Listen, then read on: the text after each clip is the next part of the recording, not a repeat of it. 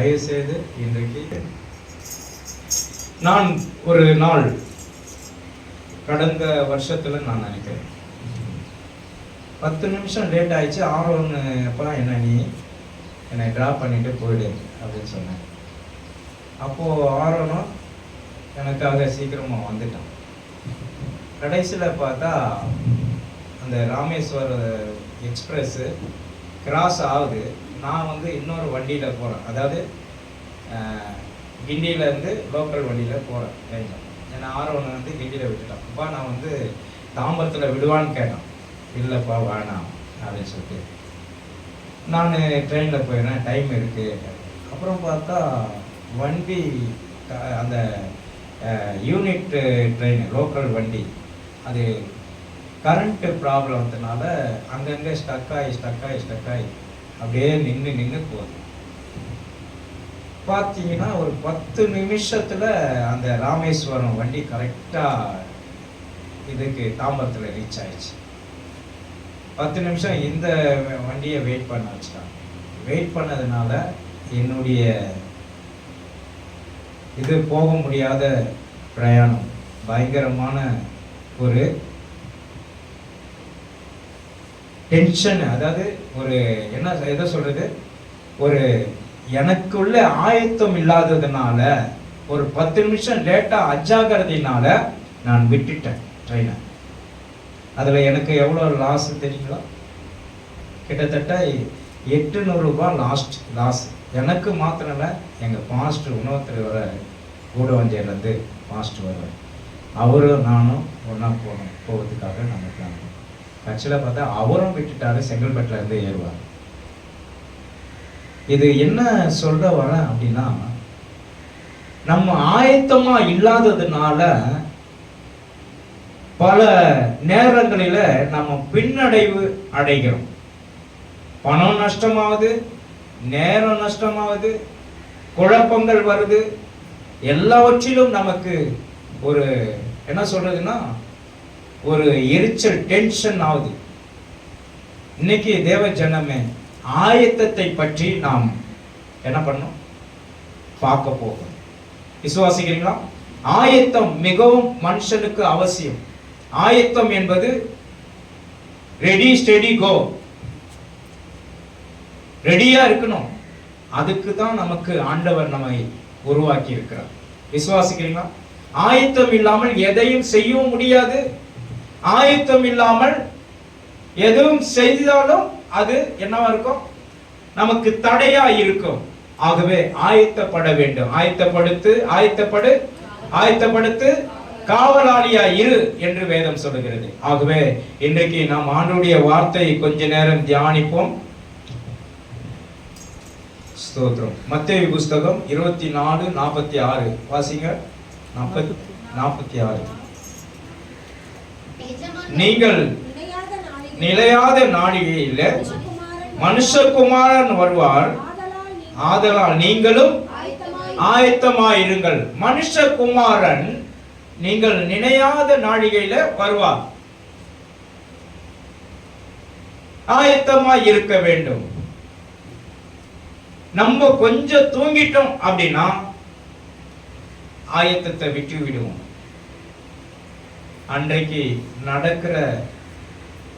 அன்றைக்கு நமக்கு இருக்கிற ஆசீர்வாதம் எல்லாமே பாழாகிடும்.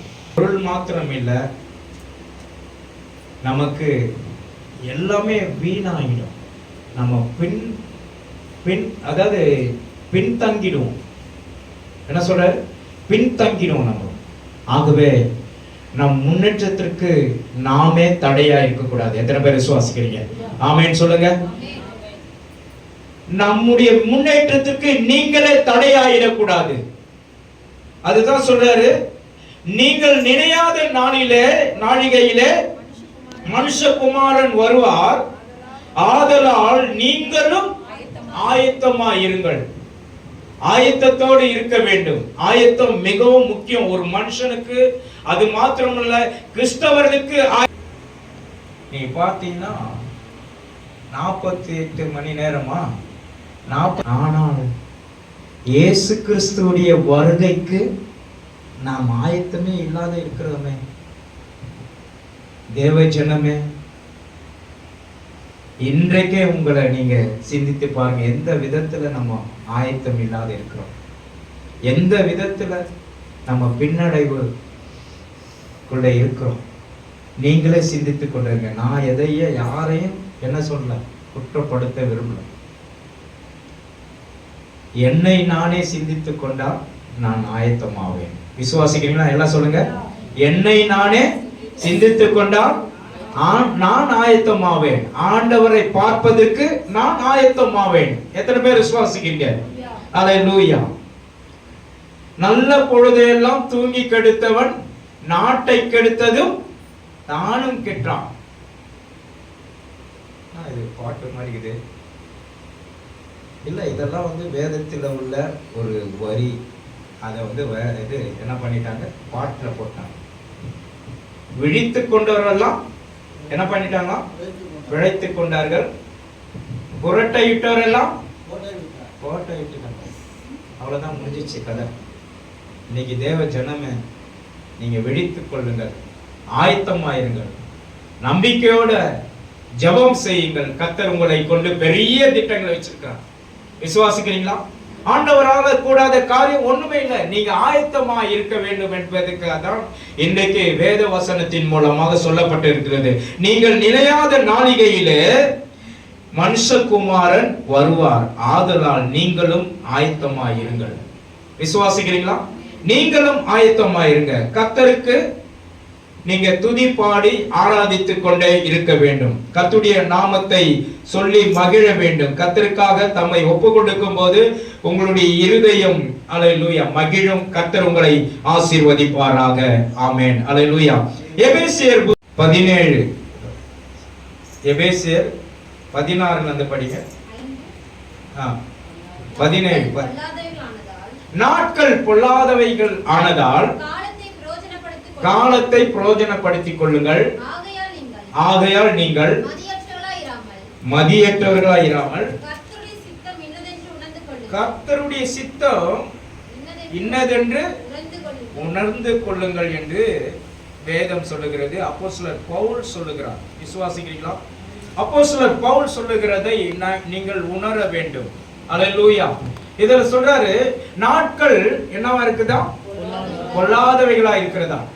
உங்களை ஜெபிக்க விடாது இந்த நாட்கள். ஒருத்தர் ஏன் வரல சிஸ்டர் உங்க ஹஸ்பண்ட் அப்படின்னு கேட்கிறேன். ஐயா, அடிக்கடி கரெக்டா சர்ச்சுக்கு போற நேரத்துல ஒருத்தர் தடை பண்றாரு ஐயா. அவர் எங்கேயாவது கூப்பிட்டு போயிடாரு ஐயா. அவர் சர்ச்சுக்கு கிளம்பிட்டார், என் கூட தான் வந்தாரு, ஆனால் என்ன பண்ண முடியல, வர முடியல. இதெல்லாம் நமக்கு தேவையா? சாக்கு புக்கலாம் சொல்லுங்க. நீ வரணும்னு நினைச்சிட்டுனா வந்தே ஆகணும். அதுதான் உண்மை. எத்தனை பேர் விசுவாசிக்கிறீங்க?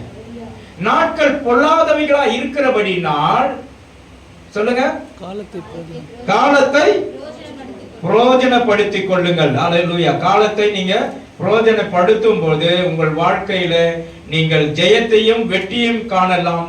ஆண்டவர் உங்களுக்கு கொடுக்க போகிற நன்மை பெரிதா இருக்கிறது. எத்தனை பேர் விசுவாசிக்கிறீங்க? அல்லேலூயா. உனக்கு கொடுக்கிற நன்மை பெரிது. ஆண்டவர் ஆபிரகாமை ஆண்டவர் நன்மை கொடுப்பதற்காகத்தான் ஆண்டவர் அழைக்கிறார். நன்மை செய்யணும். எப்படியாவது ஆபிரகாமுக்கு, ஈசாக்குக்கு, யாக்கோப்புக்கு தன்னை வெளிப்படுத்துகிறார். யாருன்னு சொல்றாரு? நான் முற்பிதாக்களின் தேவன் என்று சொல்லுகிறார். விசுவாசிக்கிறீங்களா? யாக்கோப்புக்கு என்ன சொல்றார்? வாசிங்க.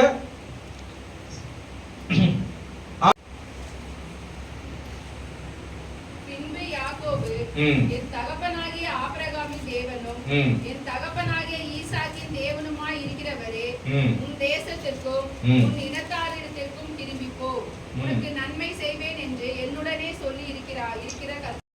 ஆமென். அல்லேலூயா. நன்மை செய்வேன் என்று என்னுடனே சொல்லி இருக்கிற கர்த்தாவே. யார் ஜெபிக்கிறார்? இது ஒரு ஜெபம். யார் ஜெபவர்? அல்லேலூயா. அவருடைய சன்னதியின் மூலமாக 12 கோத்திரங்கள் உருவாகிச்சு. அதிலிருந்து உருவாக்கப்பட்டவர் தான் நாம் எல்லாரும். எத்தனை பேர் விசுவாசிக்கிறீங்க? அல்லேலூயா. இஸ்ரவேல் சன்னதியா இன்றைக்கு நாம் வாழ்ந்து கொண்டு இருக்கிறோம். ஆகவே அல்லேலூயா, நாட்கள் பொல்லாதவர்களா இருக்கிறதுனால காலத்தை பிரயோஜனப்படுத்திக் கொள்ளுங்கள். 17வது வசனம், ஆகையால் நீங்கள் மதியற்றவர்களாயிராமல் கர்த்தருக்கு சித்தம், கர்த்தருடைய சித்தம் இன்னதென்று உணர்ந்து கொள்ளுங்கள். அல்லேலூயா, கர்த்தருடைய சித்தம் இன்னதென்று உணர்ந்து கொள்ள சொல்றார். ஆண்டவருடைய எண்ணத்தின்படி நாம் நடப்போமானால் நிச்சயமாய் நாம் ஆயத்தத்தோடு வாழ்வோம். விசுவாசிக்கிறீங்களா? நாம் ஆயத்தத்தோடு வாழ்வோம். இப்போ நம்முடைய குடும்பத்துல ஒரு திருமண காரியம் நடக்குது அப்படின்னா என்ன பண்ணுவோம்? முதலாவது சொல்லுங்க, நாட்கள் பார்ப்பீங்களா? என்னது? முதலாவது கேலண்டர் எடுத்துக்கோங்க. கேலண்டர் எடுத்துட்டு இது நல்ல நாள், இது கெட்ட நாள், இது ராவு காலம், இது யமகண்டம், இந்த நாள்ல வைக்காத அப்படின்னு சொல்லிட்டு ஜனங்க அப்படி பண்ணுவாங்க. நாட்குறிப்பு எல்லாம் நீங்க பார்க்க கூடாது. விசுவாசிங்களா? ஆண்டவர் படைத்த எல்லா நாளும் நல்ல நாள். விசுவாசிங்களா? பாஸ்டருங்கெல்லாம் நிறைய பேர் செவ்வாய்க்கிழமையில தான் என்ன பண்ணுவாங்க? மேரேஜ் பண்ணுவாங்க. அது கேள்விப்பட்டு இருக்கீங்களா? சனிக்கிழமையில மேரேஜ் நடக்கும். ஆனா நீங்க எல்லாம் பண்ணிருக்கீங்களா? யாருன்னா சனிக்கிழமையில மேரேஜ் நடக்கும். சனிக்கிழமையில மேரேஜ் நடத்தலாம். எல்லா நாளும் நல்ல நாள். ஆனா ஞாயிற்றுக்கிழமை மாத்திரம் விட்டுருங்க. ஞாயிற்றுக்கிழமையில மாத்திரம் திருமணத்தை பண்ணாதீங்க. ஏனென்றால் அந்த நாள் என்ன நாள்? கர்த்தருடைய ஓய்வு நாள். அந்த நாளிலே நாம் ஆண்டவருக்கு பிரியமாய் ஆண்டவரை துதித்து ஆராதித்துக் கொண்டு என்ன பண்ணி கொண்டிருக்கணும்? ஆயத்தமாய் இருக்க வேண்டும். விசுவாசிக்கிறீங்களா? ஆயத்தத்தோடு நாம் இருக்கும்போது நம்முடைய வாழ்க்கையில ஒரு பெரிய சமாதானத்தை பார்க்கலாம். ஒரு நாளை ஆண்டவருக்கு என்று செலவழிக்கணும். அவசரமா ஐயா இன்னைக்கு நிறைய வேலை இருக்கியா, அதனாலதான் ஃபர்ஸ்ட் சர்வீஸ் போடி அந்த இனி ஃபுல்லா எங்களுக்கு வேலை. நாய்ப்படாத பாடுபட்டு ஞாயிற்றுக்கிழமை மாத்திரம் வேற எங்கன்னா முக்கியத்துவம் கொடுத்தோம்னா நம்ம என்ன பண்ணுவோம்? நாய்ப்படாத பாடுபடும். நான் ரட்சிக்கப்படாத நேரத்துல சபைக்கு போவேன். எப்போ போவேன்? என் ஆத்துமாவே கர்த்தரை ஸ்தோத்திரி.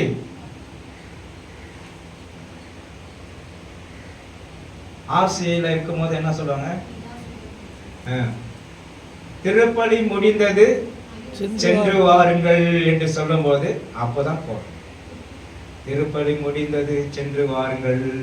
ஒருவருக்கொருவர் சமாதானத்தை விட்டு என்ன பண்ணுங்க? சமாதானத்தை கொடுங்கன்னு சொல்றாங்க. திருப்பலி முடிந்தது சென்று வாருங்கள்னு சொல்லிட்டு நானும் என் தம்பியும் போயிட்டு பார்த்துட்டு எல்லாரையும் விசிட் பண்ணிட்டு அப்படியே வந்தோம். அவ்வளவுதான் முடிஞ்சிச்சு. இந்த மாதிரி காலகட்டத்தில் இருந்தோம். ஆனா இன்னைக்கு நாங்க அதெல்லாம் நினைச்சு பார்க்கும்போது ஆச்சரியமா இருக்கு. இன்னைக்கு 5:30 மணிக்கு ஆராதனைன்னா 4 மணிக்கு எழுந்துக்கணும். எழுந்து குளிச்சு ரெடியாகி நம்ம இங்க முன்னாடி வந்து உட்காரணும். அந்த மாதிரி ஒரு ஆயத்தத்தை ஆண்டவர் உங்களுக்கு உணர்த்துகிறார். விசுவாசிக்கிறீங்களா? நீங்க ஆயத்தத்தோடு இருக்கும் போது ஆயத்தப்படுத்து காவலாளியா இரு என்று சொல்றார். கர்த்தருடைய நாமம் மகிமைப்படுவதாக. அதுதான் சொல்றாரு, ஆகையால் நீங்கள் மதியற்றவர்களாய் இராமல் கர்த்தருடைய சித்தம் இன்னதென்று உணர்ந்து கொள்ளுங்கள். ஆண்டவருக்கு நாம் மதியற்றவர்களாய் இருக்கக்கூடாது. ஆண்டவருடைய வசனத்தை நாம் கை கொள்ள வேண்டும். ஆண்டவருடைய வார்த்தையை கை கொள்ள வேண்டும். ஆண்டவருக்கு மதியற்றவர்களாய் இருக்கக்கூடாது. நாம் செய்கிறது நல்லதா கெட்டதான் என்று நீங்க மனதோட பேசுங்க. ஆண்டவர்கிட்ட பேசுங்க. நீங்க எப்படி பேசணும்? நான் செய்யறது நல்லதா, நான் லேட்டா வர்றது நல்லதா, அல்லது சபைக்கு இப்படிப்பட்ட நிலையில வர்றது நல்லதா அப்படின்னு பேசணும். பேசும்போது ஆண்டவர் உங்களுக்கு மனசாட்சியோட பேசுவார். ரொம்ப ஜாக்கிரதையா இருக்கும். இந்த கடைசி காலத்துல இருக்கிறோம். ஆயத்தத்தோடு இருந்தா தான் அது நடக்கும். விசுவாசிக்கிறீங்களா? கர்த்தருடைய நாமம் மகிமைப்படுவதாக. அது சொல்றாரு, அடுத்தது, துன்மார்க்கருக்கு ஏதுவான மதுபான வெறி கொள்ளாமல் ஆவியினால் நிறைந்து சங்கீதங்களினாலும் கீர்த்தனும் ஒருவருக்கொருவர் புத்தி சொல்லிக் கொண்டு உங்கள் இருதயத்தில் பாடி கீர்த்தனம் பண்ணுங்கள் என்று சொல்றார்.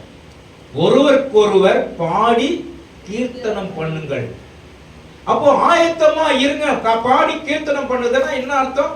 நீ ஆயத்தத்தோடு இருந்தா தான் தேவனை துதிக்க முடியும், தேவனை பாட முடியும், நல்ல பாட்டு பாடி அதை கற்றுக்கொள்ள முடியும். விசுவாசிக்கிறீங்களா? அப்போ ஆண்டவருடைய நாமம் மகிமைப்படும். விசுவாசிக்கிறீங்களா? அல்லேலூயா. சில ரதங்களை குறித்தும் சில குதிரைகளை குறித்தும் மேன்மை, நம்முடைய கர்த்தரை குறித்து மேன்மை பாராட்டுகிறோம். அவர்கள் என்ன வந்தாங்க? எப்படி முறிந்து விழுந்தார்கள், நாமும் நிமிர்ந்து நிற்போம், எழுந்து நிமிர்ந்து நிற்போம். அவ்வளவு வசனங்கள் நமக்கு இருக்கிறது. ஏன் நமக்குள்ளே ஆயத்தம் இல்லை? ஏன் நமக்குள்ளே ஆண்டவரை தேடுகிற ஆயத்தம் இல்லை? ஏன் தேவனை பாடுகிற ஆயத்தம் இல்லை? தேவனை பாடி கற்றுக்கொள்ளுங்கள். கர்த்தர் நமக்கு எல்லாவற்றிலும் கற்றுக் கொடுப்பார். நான் இன்னும் பாடல்களை, புது பாட்டு வந்துச்சுன்னா பாடி பாடி பாடி பார்த்து பாடுங்க. நீங்களும் பாடல் பாடுறதுக்கு முன்ன வரணும். தேவனை துதிப்பதற்கு முன்ன வரணும். கீர்த்தனம் பண்ணுவதற்கு முன்னே வரணும். கர்த்தருக்கு தம்மை அர்ப்பணிக்கும் போது கர்த்தர் எல்லாவற்றிலும் உங்களுடைய நாவில், அதுதான் சொல்றாரு, குழந்தைகளின் நாவினால் பலன் உண்டாக்க செய்வேன் என்று சொல்றார். சங்கீதம் 8 வாசிங்க. 8 2வது வசனம் 3வது வசனம்.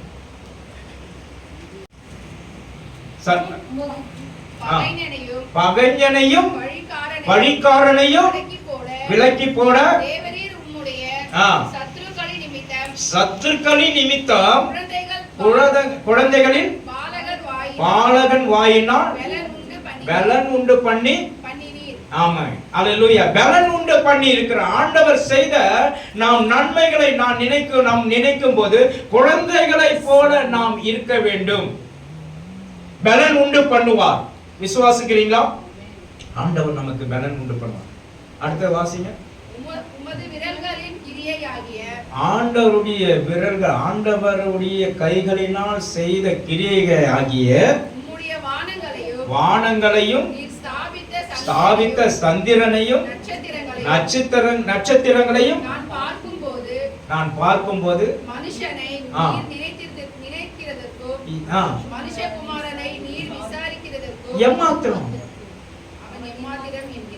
எம்மாத்திரம் என்கிறேன். இப்போ பாருங்க, எவ்வளவு அற்புதமாய் வானத்தையும் பூமியும் படைத்த தேவன் மனுஷனை, உங்களையும் என்னையும் கேவலமான ஒரு கிரியை, இதை நம்ம நினைச்சு மனுஷன் குமாரனை நினைக்கிறார், உங்களை நினைக்கிறார். விசுவாசிக்கிறீங்களா? உங்களை நினைச்சு அவர் என்ன பண்றாரு? எல்லாவற்றையும் உங்க பாதத்துக்கு என்ன பண்றாரு? கீழ்ப்படி வைக்கிறார், அடிமைத்தனமாக்குகிறார். வாசிங்க அடுத்தது. நீர் அவனை தேவதூதர்களிலும் சற்று சிறியவனாக்கினீர், மகிமையினாலும் கனத்தினாலும் முடிசூட்டுகிறீர். அல்லேலூயா. பாருங்க, இடத்துல எப்படி சொல்றாரு? மகிமையினாலும் கனத்தினாலும் முடிசூட்டு இருக்கிறார். ஆண்டவர் யாரு? உங்களை நீங்க சாதாரணமா ஆள் இல்ல. ஆனா அவருக்கு பார்த்தா நம்ம சாதாரண ஆளு. ஆனா அவர் என்ன பண்ணிருக்காரு? நம்மளை மகிமையினாலும் கனத்தினாலும் முடிசூட்டி இருக்கிறார். விசுவாசிக்கிறீங்களா? உங்கள் ஆயத்தமாய் இருக்கும்படியாக முடிசூட்டப்படுகிறீர்கள். விசுவாசிக்கிறீங்களா? அடுத்தது பாருங்க, சொல்லுங்க. மிருக ஜீவன். அடுத்தது ஆடு மாடுகளும் எல்லாவற்றையும், காட்டு மிருகங்களையும், ஆகாயத்து பறவைகளையும், சமுத்திரத்தின் மச்சங்களையும், கடல்களில் சஞ்சரிக்கிற யாவையும் யாருடைய பாதத்துக்கு? உங்களுடைய பாதம். அல்லேலூயா. அப்போ நீங்க ஆயத்தமா இருக்க வேண்டாமா? சொல்லுங்களேன் தேவ ஜனமே, சகோதர சகோதரிகளே, நீங்க சொல்லுங்களேன், நீங்க ஆயத்தமா இருக்க வேண்டாமா? நீங்க பரிசுத்தமா இருக்க வேண்டாமா? பரிசுத்தத்திற்கு ஏன் உங்களுக்கு குறைச்சல் ஏற்படுகிறது? ஏன் நேரத்தோட வர தடைப்படுகிறது? உங்களுக்குள்ள ஆயத்தம் இல்லாததுனால, உங்களுக்குள்ளே பரிசுத்தம் இல்லாததுனால அங்கு அல்லேலூயா ஆண்டவருடைய முகத்தை பார்க்க முடியல. கர்த்தர் அல்லேலூயா மோசேயை மலையின் மேல சந்திக்க வைக்கிறார். இந்த நேரத்துக்கு நான் வருவேன், ஒரு மேகம் வரும், அந்த நேரத்துல என்னை பார்க்கலாம் சொல்றேன். அதே போல மேகத்துக்காக காத்துனாங்க. அவர் வந்து நின்ன உடனே மேகம் வந்துச்சு. வந்த உடனே இந்த மேகத்துல நீ மட்டும்தான் இருக்கணும், மற்ற ஜனங்கள் இருந்தாங்க அப்படின்னா அவங்களெல்லாம் சுட்டெரிச்சிடுவேன் அப்படின்னு சொல்றாரு. அதுக்கப்புறம் அவர் ஜெபம் பண்றாரு, ஆண்டவரே இந்த ஜனங்களை நீங்க தான்ப்பா அழைச்சிங்க, நீங்க தான் எகிப்து தேசத்திலிருந்து அழைச்சிங்க, இந்த ஜனங்களை நீங்க வாழ விடுங்க அப்படின்னு சொல்லிட்டு ஜெபம் பண்றாரு. ஜெபம் பண்ண பிறகு எல்லாரையும் சரி நீ மாத்திரம் என்கிட்ட பேசி மலைக்கு மேலே வா அப்படின்னு சொல்லிட்டு மலை மேலே ஏறி நின்று ஜெபம் பண்ணி ஆண்டவரை முகமுகமாய் தரிசிக்க அவரால் முடியலனாலும் அவருடைய முகம் எப்படிப்பட்டதா இருந்தது? பிரகாசித்தது. மோசே தேவனோடு சஞ்சரித்துட்டு கீழே இறங்கும் போது ஜனங்கள், இஸ்ரேல் ஜனங்கள் அவர்களை பார்க்கவும் முடியல. அவ்வளவு பிரகாசம், அவ்வளவு மகிமை நிறைந்தவராய் இருந்து காணப்பட்டார். இன்றைக்கு தேவ ஜனமே, நீங்க ஆயத்தத்தோடு இருப்பீர்கள் என்றால் நீங்க உங்களுடைய முக பிரகாசம் மற்றவர்களை அல்லேலூயா பாதுகாக்கும். மற்றவர்களுக்காக நீங்க ஜெபிக்கும் பொழுது கர்த்தர் பெரிய காரியங்களை செய்வார். ஆயத்தம் நமக்கு தேவை. ஆண்டவரோடு பழகுகிற அந்த குண அதிசயங்கள், ஆண்டவரோடு நிலைத்திருக்கிற அந்த குண அதிசயங்கள் உங்களுக்கு இருக்குமானால் நிச்சயமாய் நீங்க ஆயத்தத்தோடு இருப்பீங்க, ஜெபம் பண்ணுவீங்க, நல்ல பாட்டு பாடி துதிப்பீங்க, ஆராதிப்பீங்க. நீங்க கற்றுக்கொள்ள உங்களுக்கு ஒருத்தர் கூட மனதில்லாமல் இருக்கிறீங்க. தேவஜனமே, ஆண்டவருக்கு பிரியமானவர்களே, நம்ம ஆண்டவர் உங்களை எவ்வளவு அல்லேலூயா உயர்ந்திருக்க பண்ணியிருக்கிறார். தேவதூதர்களிலும் சற்று சிறியவன். தேவதூதனுக்கு அது தப்பான ஒரு வசனமா இருக்கு வார்த்தை. தேவதூதரிலும் உங்களை மேன்மைத்தான் வைத்திருக்கிறார். தேவதூதனுக்கு பாவ மன்னிப்பு கிடையாது. அது தெரியுமா? உங்களுக்கு தெரியுமா? சொல்லுங்க. தேவதூதனுக்கு பாவ மன்னிப்பு இருக்கா? சொல்லுங்க. ஏன் இல்லைன்னு சொல்றீங்க?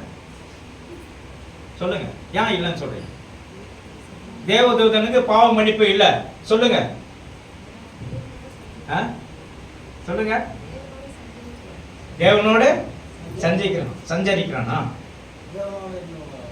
தேவனோட இருந்தாங்க. நல்லா பாருங்க, யாரு அந்த தேவதூதன் பேர் என்ன? லூசிபர், தள்ளப்பட்ட தேவதூதன். அவன் தவறு செய்தான், எண்ணத்தினாலும் தவறு செய்தான்.